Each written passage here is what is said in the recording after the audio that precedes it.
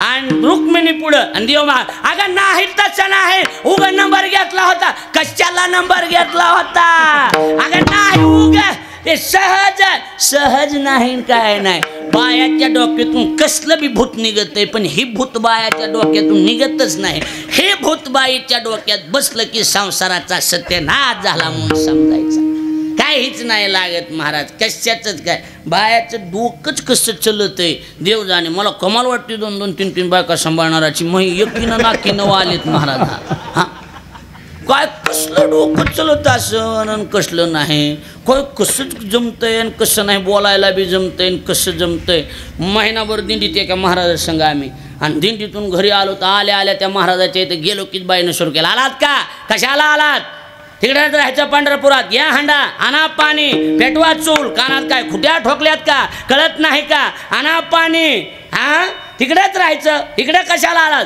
पंढरपुरातच राहायचं तिकडेच बघायची एखादी धर्मशाळा धर्मशाळा धर्मशाळा इकडं काय रोईच बोलत यात महाराज कसं बोलत यात आणि कसं जमतंय देव जाणे बाबा बरं आता मी एवढं कथा कीर्तन करतो ना तुम्हाला वाटतं घरी गेले आरती असं दारात गेलं हारणा वाजला की आमची बायको म्हणते आलं बाया कीर्तन हे असला काय सांगायचं तुम्हाला लय अवघड धंदा हे कसं जीत रुक्मिणी रुसली आणि दिंडीर वनात येऊन बसली देवतीच्या महाग अगं तसं नाही ग तसं नाही तसं नाही तसं नाही मला जमत नाही मनधरण्या करायला सुरुवात केली दिंडीर वनात मनधरण्या करायला रुक्मिणी ऐकणच गेली आता कसं असतंय लईच बायकोला राग आला तर आपण त्याच्या राखील वाचायचं नाही बोलायचं नाही आपण बस स्टँडवर जाऊन एक चक्कर हाणून यायचं आपोआप राग शांत होते तिचा राग शांत तोंडाला तोंड लागलं की भांड्याला भांडं लागलं की वाढत चलते बरोबर आहे का नाही वाढू दे ती रागात आली की आपलं उठायचं निघून जायचं 10-10:30ला तिचा आपोआप फोन येतो गिळायचं नाही का आपण म्हणायचं हां गिळायचं काय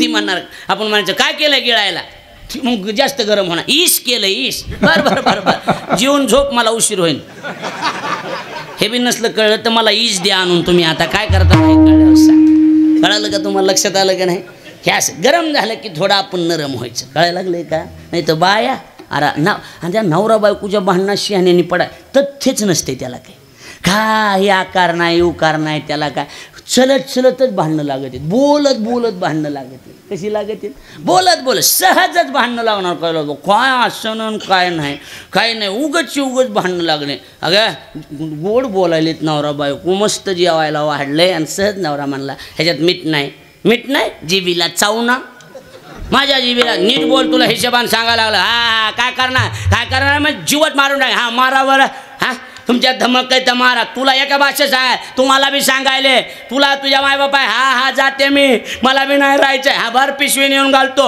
हो भरते भरली पिशवी की लगेच गाडी इथं राहायचं हो गाला नेऊन लगेच गाडीवर बसलं की बस स्टँडवर नेऊन सोडलं बायको एसटीत बसलेली हो खाली उभा आणि मग गाडी निघायला 10 मिनटं वेळ आणि मग वरून सांगायला लागली बघा चालले मी पण तुम्हाला सांगायला लागले बारक्या डब्यामध्ये शेव चिवडा ठुलेला आहे तेवढा चिवडा खाऊन घ्या तुम्हाला शुगर आहे गोळ्या टायमाला खात जा त्या बारक्या डब्यामध्ये गुलाबजाम ठुलेले आहेत मोठ्या डब्यात लायाचा चिवडा केलेला आहे टायमाला खात जा जेव्हा जा काळजी करी जा हे बघा आणि मी चालले माहेराला घरी कुणाला आणू नका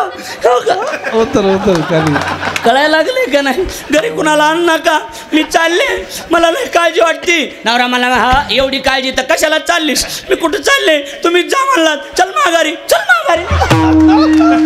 काय लागत काय निघाले माघारी दोघं बी ही असली भांडणं असते शहाण्यानं त्याच्यात पडायचं ना ही दुपारा एका जागी होते माणूस तोंडावर येते लय अवघड होते इकडं बघा लक्ष द्या बघायला की आता होय का घेऊ अजून थोडं घ्या आणि थोडे 1000 वाढून द्यायचे मला घ्या ॲडजस्ट करा आता बघू पुढच्या वर्षी पुन्हा बोलतच नाही असलं गाव ही त्याच्यामुळे मी पैसे मागत नाही लक्ष द्यायला लागलंय का नाही बघा इकडं लक्ष द्या एवढा विषय क्लिअर करून टाकू कुठवर आलत कुणाच्या बापाला माहिती कुठवर आलत ती बरं वाटायला बसलो तर आम्ही आपलं दिंडीरवानात देव म्हणले आता ही लईच गरम झालेली आपण थोडं नरम व्हा मग देव म्हणले कामात काम करून घेऊ बऱ्याच दिवस झालं पुंडलिक बसलेला आहे आपण त्याची भेट घेऊन त्याचं काय काम आहे ती बघून येऊ रुक्मिणी तिथंच राहिली आणि दिंडीरवानात आणि भगवान गेले आणि पुंडलिकाच्या जवळ गेले हरी आणि पुंडलिकाच्या जवळ गेल्याच्या नंतर पुंडलिका आई वडला सेवा चालू. मग ऐसा कैसा रे तू धीट मागे फिरकाविले वीट वीट टाकली कारे पुंड्या मातलाशी उभे केले विठ्ठलाशी. बरोबर पुंडलिकाच्या निकट सेवे कैसा धावे बराडी आपुले ते थोरपण आणि नारायण विसरला. वीट फेकली आणि सांगितलं ह्याच्यावर उभा राहा आणि कमरेवर हात ठेवू आणि मग असा कमरेवर हात ठेवून देव तिथं उभा राहिला. लक्षात यायला लागले का नाही? हा करायला लागले का नाही? म्हणून कटी कर समचरण साजिरे राहिला भिवरे तिरी उभा. आता भिवराचं एक राहिलंच वा. हे आज दुसरं सांगितलं की सांगायचं निघाला. एवढं आहे का? घडू नाही घडलं चंद्राकून पाप घडलं. कोणाकून काय घडलं? गुरुपत्नीशी रत झाला क्षयरोग त्या चंद्राला. गुरुपत्नीशी रत चंद्राकून पाप घडलं. पाप एवढंच ऐका. आता पाप घडलं आणि म्हणले ह्याला प्रायश्चित्त द्या, ह्याला प्रायश्चित्त द्या. असं मोकळं सोडून जमणार नाही. सभा भरली. म्हणले मग आता काय करायचं? म्हणजे ह्याला अध्यक्ष कोण? म्हणले अध्यक्ष तुम्ही काय करा, महादेवाला करा. कोणाला करा? महादेव जो निर्णय देतील तो मान्य. ठरलं. चंद्र बी म्हणला ठीक आहे मान्य. तेवढ्यात ही शिंडीवाला आला. कोण? नारद. नारायण नारायण काय चालू आहे? म्हणले चंद्राकन असं. अध्यक्ष कोण आहे? म्हणले महादेव. माझं म्हणणं यंदा अध्यक्ष बदलून टाका. काढी टाकली. कुणी? नारदन. अध्यक्ष बदला. म्हणले का? सांगितलं तेवढं करी जावं माणसानं. का? माझं ऐकायचं आहे का? हे म्हणले ह्याचं नाही ऐकलं तिसरंच होतं. ह्याचं ऐका. म्हणले का आहे ती? म्हणले का ऐकायचं? शंकराला का अध्यक्ष न? कसे म्हणले कुणालाच वाटत नाही आपल्या मेहुनीचं वाटलं हो. म्हणलं कसं काय गोळ काय? ही चंद्र आणि महादेव हे शक्य साडू इथं.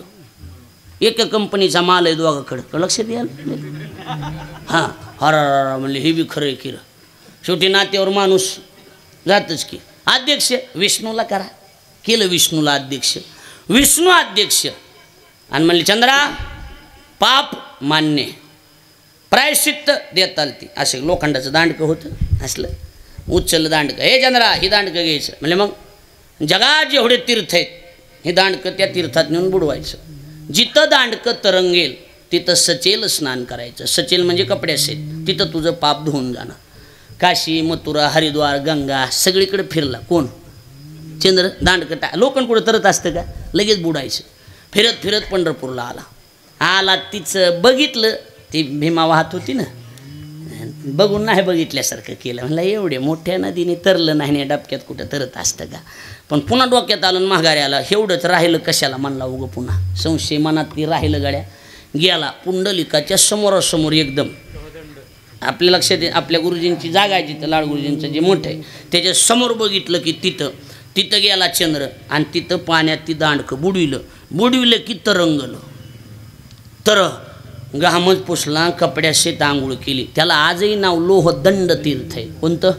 तुम्ही गेलता. तुम्ही तिकडे कव्हा? तुम्ही आपलं गोंगड्या गी बांगड्या गी ह्याच्यातच आहे. तुम्ही तिकडे कव्हा गेला काय? बरोबर. आणि तिथं आंघोळ केली आणि तिथं त्याचं पाप गेलं. मग आपल्या गुरुजीने एक वाक्य सांगितलं काय?